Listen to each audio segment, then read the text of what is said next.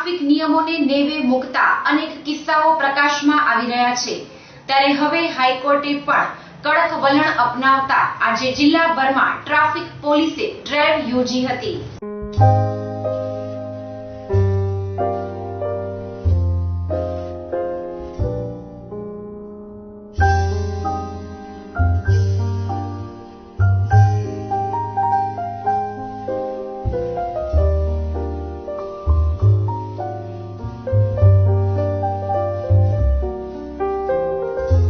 મુખ્ય મથક ભુજ ખાતે આવેલી જુદા જુદા 12 પોઈન્ટ પર વહેલી સવારથી જ પોલીસે વાહન ચાલકોના લાયસન્સ, હેલ્મેટ, ગાડીના અધૂરા કાગળોની ચેકિંગ શરૂ કરી હતી। આ તબક્કે જુદા જુદા સ્થળોએ ગેરકાયદેસર પેસેન્જરોની હેરફેર તેમજ ઓવરલોડ વાહનો સહિત 40 વાહનોને ડિટેન કરાયા હતા તેમજ 50,000નો દંડ કરાયો હતો। આ ઉપરાંત 880 કેસો કરાયા હતા। ખાસ કરીને છકડા રિક્ષામાં આડેધડ સ્કૂલના બાળકો ભરવામાં આવે છે, ત્યારે 15 જેટલા છકડા રિક્ષા પોલીસે ડિટેન કર્યા હતા। આ ઉપરાંત આજે મહિલા પોલીસને સાથે રાખીને જે મહિલાઓ દ્વિચક્રી વાહનો ચલાવતી હોય તેઓ લાયસન્સ વગર નજરે પડે તો તેની સામે પણ કેસો કરાયા હતા। આ તબક્કે કેટલીક મહિલાઓ નિયમની વિરુદ્ધ હોવા છતાં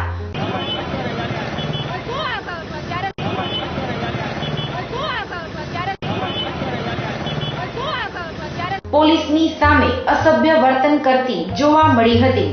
આજે ડ્રાઈવ દરમિયાન એક નશાખોર પણ ઝડપાયો હતો। એસપી મકરંદ ચૌહાણની સીધી દેખરેખ હેઠળ ડ્રાઈવ યોજાઈ હતી। આ કાર્યવાહીમાં પીએસઆઈ વીકે ગઢવી સહિતના પોલીસ કર્મચારીઓ જોડાયા હતા।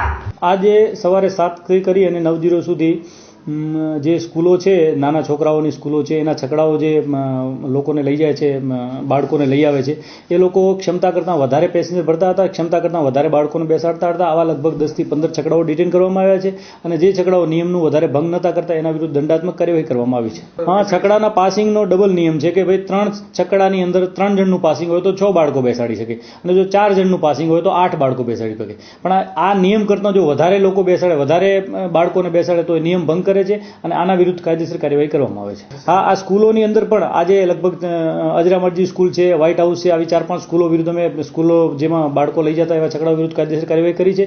આવનારા સમયની અંદર પણ વિવિધ અલગ અલગ સ્કૂલોમાં જઈ અને સ્કૂલની બહાર વિદ્યાર્થીઓને ઉતારી અને છકડાઓ વિરુદ્ધ કાર્યવાહી કરાશે। આની અંદર A division police, B division police, city traffic, જિલ્લા ટ્રાફિક તમામના અધિકારીઓથી 11 થી 12 ટીમો પાડવામાં આવી હતી અને શહેરના જુદા જુદા વિસ્તારમાં જે લોકો ટ્રાફિક નિયમો ભંગ કરે છે એના વિરુદ્ધ દંડ અને ડિટેનની કાર્યવાહી કરવામાં આવી હતી। આ ડ્રાઈવ દરમિયાન ટોટલ દંડ અંદાજિત 50,000 થી વધારે થયો છે, 40 થી વધારે વાહનો ડિટેન કરવામાં આવ્યા છે અને લગભગ 800 જેટલા માણસો વિરુદ્ધ એનસી ગુનો દાખલ કરવામાં આવ્યા છે। આ ડ્રાઈવની અંદર સ્પેશિયલી મહિલા પોલીસ સ્ટેશન ખાતેથી મહિલા કર્મચારીઓ પણ સાથે રાખવામાં આવ્યા હતા।